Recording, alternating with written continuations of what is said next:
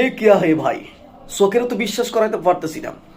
বিচার বিভাগের ধ্বংসের কারিগর আনিসুল হক আনিস লঙ্গি পইরা বাবাই পলাইতে লইছিল, বাবারে সেটাও দিয়ে নেই বাংলাদেশের এই জালিম অন্তর্বর্তীকালীন সরকার। ব্যাংক খাতের ডাকাত দরবেশ বাবা সালমান এফ রহমান সবকিছু চুরিদারি কইরা ভারতে পালানোর সময় নৌকা থেকে তাদের দুই যমজ ভাইকে গ্রেফতার করেছে। তাদের এহেন দৃশ্য দেখে আমার মনে এত দুঃখ, কষ্ট, যাতনা, বেদনা, যন্ত্রণা, হাহাকার হচ্ছে, আমি তোমাদেরকে কি করে বোঝাবো বাচাদন।